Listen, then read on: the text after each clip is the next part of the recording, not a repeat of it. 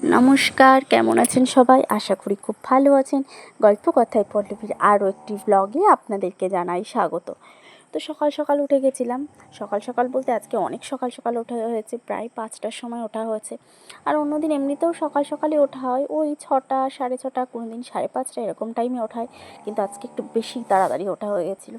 তো উঠে সব কাজকর্ম করে নিচ্ছিলাম। আর ওই যে আমার বড় যা, মানে আমার দিদি, ওর পাশে হচ্ছে রান্নাঘর গোবর ঝাড় দিচ্ছিলো। তো কাজকর্ম করে নিয়েছিলাম, আর এই যে কাজকর্ম করে চাটা বসিয়ে দিয়েছিলাম। তো আজকে হচ্ছে দুধ চা বাড়িতে। আর এই দুধ চাটা না, আমাদের বাড়ির গরুর পুরো খাঁটি দুধের চা। এত টেস্ট হয় না এই চায়ের, কি বলবো, দারুণ টেস্ট হয়। তো চাটা করে নিয়েছিলাম, আর ফার্স্টেই 1 কাপ নামিয়ে রেখেছিলাম চিনি ছাড়া। তো নামিয়ে রেখে তারপরে হচ্ছে চায়ে হচ্ছে চিনি দিয়ে একটু ফুটিয়ে তারপরে হচ্ছে ফ্লাক্সে ঢেলেও নিচ্ছিলাম। আর এই যে দেখেছেন, চিনিটা দিয়ে এবার ফুটিয়ে তারপরে হচ্ছে গিয়ে ফ্লাক্সে ঢেলেও নিলাম, নিয়ে এবার রেখে দিয়েছিলাম যে যখন যার সময় হবে তখন সে খেয়ে নেবে। আর এই চাটা না, মানে এমন একটা জিনিস না, ঠান্ডা হয়ে গেলে গরম করলেও যেন তেমন টেস্ট হয় না, ওই জন্য ফ্লাক্সেই রাখা থাকে। আর এই যে তারপর জামা কাপড়গুলো ভিজিয়ে নিচ্ছিলাম বাচ্চাদের। অল্প কটাই জামা কাপড় ছিল, আজকে বেশি জামা কাপড় ছিল না, তো ভিজিয়ে দিয়েছিলাম আগে। আর ব্রাশটাও করে নিচ্ছিলাম, যেহেতু খুব একটু ব্যস্ত ছিলাম, ওই জন্য তাড়াতাড়ি করে মুখে ব্রাশটা নিয়ে আর এদিকে কাজও করে নিচ্ছিলাম। তো এই যে কাচাকুচির পরে এবার জামা কাপড়গুলো মেলে দেবো। আর আজকের ওয়েদারটা বেশ ভালোই, মানে প্রচণ্ড গরম, ভালো বলতে প্রচণ্ড গরম, আর সাথে রোদও বেরিয়েছে।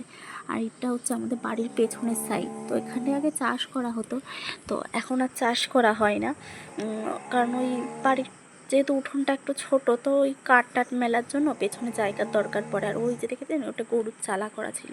আর এখানে দড়িতে জামা কাপড়গুলো মেলার দরকার হয়, যেহেতু উঠোনে জায়গা নেই, ওই জন্য পেছনে দড়ি বেঁধে ওই দড়িতেই আমরা হচ্ছে জামা কাপড় মেলি।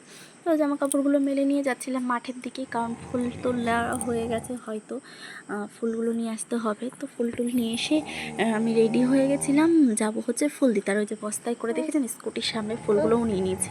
নেওয়ার পরে চলে এসেছিলাম মিষ্টির দোকানে, যেহেতু ননদ ঠাকুর জামাইরা আসবে, ওই জন্য দই, 6 রকমের মিষ্টি, রসগোল্লা সব কিছুই নেওয়া হয়েছিল। আর নিয়ে তাড়াতাড়ি করে বাড়িও চলে এলাম।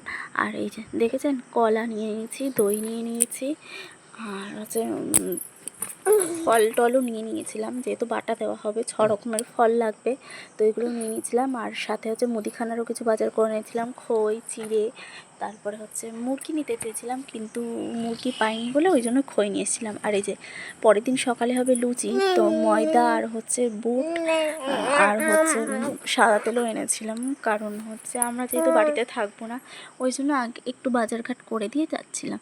আর এই যে পটল আর বেগুন কাটা হয়ে গেছিলো, তো পটল ভাজা আর বেগুন ভাজা আর ডাল হয়েছিল দুপুরে। আর ব্যস্তর মধ্যে বেশি কিছু করতে পারিনি। আর এর মধ্যেই আমার ছোটো ননদরাও চলে এসেছিলো, ননদ, ঠাকুর জামাই আর ননদের 2 মেয়ে। ওই দেখেছেন পুচকিটা, ওর এই 1 বছর সবে পূর্ণ হলো। আর সব কিছু শিখে গেছে ও বলতে, মানে হাঁটাও শিখে গেছে 1 বছরের মধ্যে, কথা বলতেও শিখে গেছে, সব কিছু বলতে পারে। আর আর যে কোলে নিয়েছিল ও হচ্ছে আমার ছোটো ননদের বড় মেয়ে। তো এই যেদিকে সব কিছু রেডি করে দিয়েছিলাম, চিড়ে, মুড়ি, 6 রকমের মিষ্টি, 6 রকমের ফল, দই, আম, আর এখানে হচ্ছে ধান দুব্বর হচ্ছে রেখে দিয়েছিলাম, আর প্রদীপ রেখে দিয়েছিলাম। তো ওই যে আশীর্বাদ করা হচ্ছিলো, আর আমি ভিডিও করছিলাম, তাই আমার ঠাকুর জামাইয়েরও বলছিল আমার ভিডিও করবে না, ভিডিও করবে না। আমার ভালো লাগে না, লজ্জা লাগে, মানে একটু লজ্জাই পাচ্ছিলো। তো এই যে ভিডিও করে নিচ্ছিলাম। আর ওই যে আমার শাশুড়িমা একটু তাপও দিয়ে নিচ্ছিলেন, আর আশীর্বাদ করে নিয়েছিলেন, নিয়ে একটু মিষ্টি খাইয়ে দেবেন। আর উনিও সারাদিন, প্রায় এখন বাজে ওই দুপুর 2টো মতন, তো সারাদিন উনি না খেয়েই ছিলেন, যেহেতু জামাইকে বাটা দেবে ওই জন্য। তো জামাইদেরকে বাটা দিয়ে তারপরেই উনি খাবেন। আর ওদিকে আমার মাও না খেয়ে বসে আছে, যেহেতু জামাই যাবে বলে কথা। তো এই যে মিষ্টি খাইয়ে দিচ্ছিল। তো মিষ্টি খাওয়ানোর পরে জলটাও খাইয়ে দিচ্ছিল, যেটা নিয়ম আর কি। আর তারপরে জামাইবু যতটা খেতে পেরেছে খেয়েছে। আর তারপরে হচ্ছে ওই যে শাশুড়ি মাকে এই শাড়িটা দিয়েছে, যে শাড়িটা শাশুড়ি মা পরে আছেন, ওই শাড়িটাই সর্দিরা দিয়েছে। তো আমাদের 3 জায়ের জন্য, সবার জন্যই শাড়ি এনেছিল। তো আর এদিকে আমার দিদি শাশুড়ি এসছেন আজকে, দেখেছেন এই যে। আর ওটা আমার মামা শ্বশুর।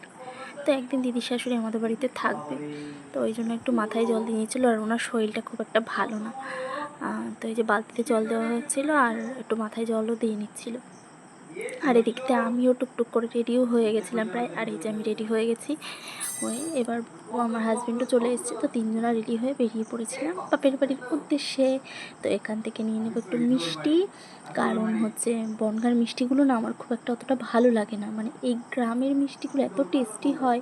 আর এখান থেকে যেন মামাকে দারুণ লাগছে কিন্তু ড্রেসটা পরে। কালী পুজোর দিনও একটু পরিয়েছিলাম আর আজকে একটু পরালাম, বেশ ভালোই লাগছে। তো চলে এলাম বাপের বাড়ি। আর আয়নাটা একটু অপরিষ্কার আছে, তো কিছু মনে করবে না, মা যেহেতু একা মানুষ আর মায়ের শরীরটা খুব একটা ভালো ছিল না, তো ওই জন্য খুব একটা পরিষ্কার করে উঠতে পারিনি, যেহেতু কালী পুজোর একটা ধকল গেল। আর আমিও তো খুব একটা ছিলাম না, যখনই আসি তখন আমি একটু গুছিয়ে রেখেই যাই। আর মা বাটা দিতে পারেনি, কারণ আমাদের যেতে যেতে প্রায় 4:30 বেজে গেছিলো। তো এমনি আম চিড়ে টিড়ে দিয়েছিল, আর বেলা গেলে নাকি বাটা দিতে নেই, ওই জন্য মা আর বাটা দিতে পারেনি।